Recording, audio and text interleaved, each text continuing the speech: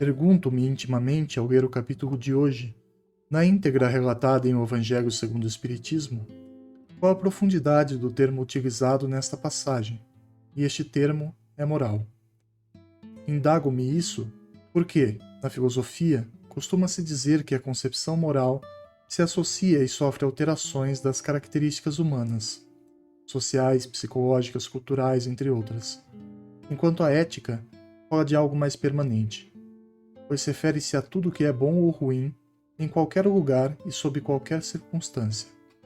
Como exemplo, se formos considerar a realidade da moral brasileira em comparação com a moral de um outro país, digamos China para ilustrar, veremos muitas diferenças gritantes na ideia do que é certo ou errado. Não existe no Brasil um ato legal para restringir as taxas de natalidade, por exemplo, enquanto na China, entre o período de 1980 a 2015, os casais podiam ter no máximo um único filho. Hoje essa lei, alterada em 2021, permite até 3 filhos por casal no país. No entanto, não vemos nada desse tipo em nosso país. Chega a ser para nós muito estranho esse controle sobre a vida e a morte. Impossibilita, até certo ponto, a liberdade conjugal e até os direitos de recém-nascidos. Por outro lado, nós também temos questões culturais que chocam quem não faz parte da nossa realidade. Entendendo isso, pergunto-me se foi proposital a utilização do termo moral e não ética dentro do Evangelho. No meu ponto de vista, depois de alguma reflexão, creio que é colocado de maneira sublime, visto que a ética em si não sofre alteração, ou seja, não evolui. Ela é o que é, em qualquer lugar.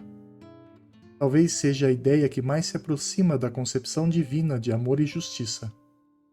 Ora, todos compreendemos que o assassinato é algo ruim, ainda que, moralmente, seja aceito sob dadas circunstâncias em determinados lugares do mundo, de acordo com o estágio evolutivo daquele local e daquele povo. Onde quero chegar com essa longa série de exemplos e divagações é que quando nos entendemos como seres morais, aceitamos o fato de que estamos caminhando por uma senda evolutiva de altos e baixos, pela qual precisamos fazer nossa parte para nos aproximarmos cada vez mais da ideia ética por trás de tudo. Como um pêndulo, nós oscilamos demais quando estamos muito abaixo na escala moral, onde, vejo eu, nosso objetivo é ascender cada vez mais para escalas que nos permitam oscilar cada vez menos. Não seria isso uma ideia rudimentar de harmonia e equilíbrio? Quando pensamos em nosso dever, segundo o Evangelho, falamos de um princípio muito mais espiritual do que físico. Não que, para isso, eu possa ou deva ignorar as minhas obrigações materiais, como nossa profissão, por exemplo, mas sim que nossa verdadeira realidade consiste no que faremos quanto à nossa evolução espiritual. Ainda que ferramentas sejam necessárias para alcançar tal propósito, essas são sempre secundárias. O que quero dizer é que, como professor, por exemplo, minha obrigação profissional e material é ensinar aos outros aquilo que compõe o meu currículo. Contudo, meu maior dever é utilizar desse processo para ensinar a mim mesmo a ser alguém melhor e mais sábio. E é curioso como esse princípio se encaixa com todas as profissões, tendo todas elas uma lição ética intrínseca e associada a ela. Os médicos curam, mas seu maior dever é curar a si mesmos. Os lixeiros limpam o lixo da sociedade, mas sua grande preocupação deveria ser purificar a si mesmos. Os arquitetos montam planos magníficos, mas precisam aprender a elaborar as estruturas de sua própria alma. E assim vamos, de profissão em profissão, recolhendo delas o princípio ético por trás do trabalho moral. Afinal, nem todo profissional cuida de si mesmo como deveria, deixando de aprender com sua própria função material. Contudo, creio que, no propósito maior da existência, a oportunidade está sempre ali para quem quiser enxergar e aprender. Ressalto tudo isso para que entendamos que é difícil separar nosso dever moral da ética que o sustenta. E, embora cada povo construa sua própria moral como lhe convém, Todos estamos sempre emaranhados na ideia ética, quase utópica, de harmonia e prosperidade, a qual, devido à minha ignorância e simplicidade, eu gosto de chamar de consciência de Deus. Indo mais a fundo, pensando sobre a concepção de dever, jamais me esqueço que Jesus sintetizou nosso dever na existência: amar a Deus sobre todas as coisas e ao nosso próximo como a nós mesmos. Isso é algo incrível para se pensar, pois cada um ama de acordo com a evolução da sua moral. Ou melhor dizendo, cada ser é capaz de amar de acordo com o que aprendeu e vivenciou sobre o amor no contexto em que está inserido.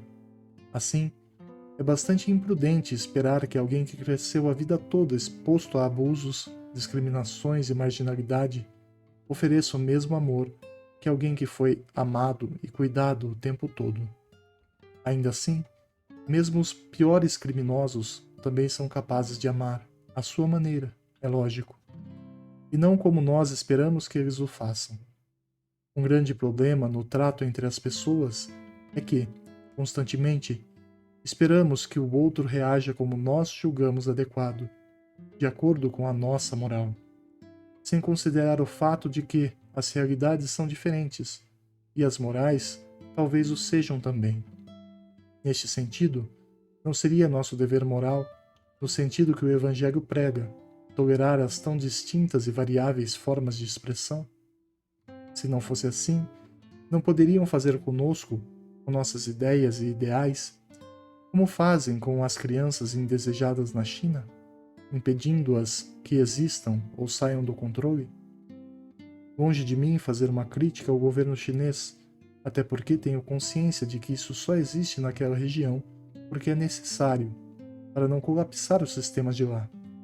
Mas creio ser um bom exemplo para mostrar que existem alguns limites a serem pensados. Eu tenho meu livre-arbítrio, como ensina o Espiritismo, sendo livre para plantar o que eu quiser, mas obrigado a colher o que plantei. Através desse princípio e de toda a reflexão até então, começamos a entender que meu direito não é ilimitado. Existem preocupações a serem destacadas aqui.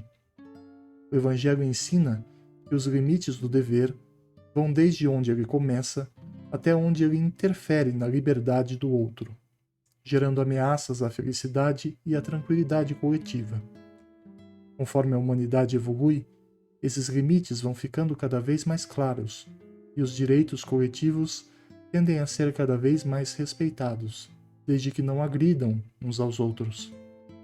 Nossa preocupação, enquanto seres inteligentes e sociais, deveria se pautar em: como posso despender esforços agora para alcançar esse tão esperançoso patamar de igualdade e fraternidade?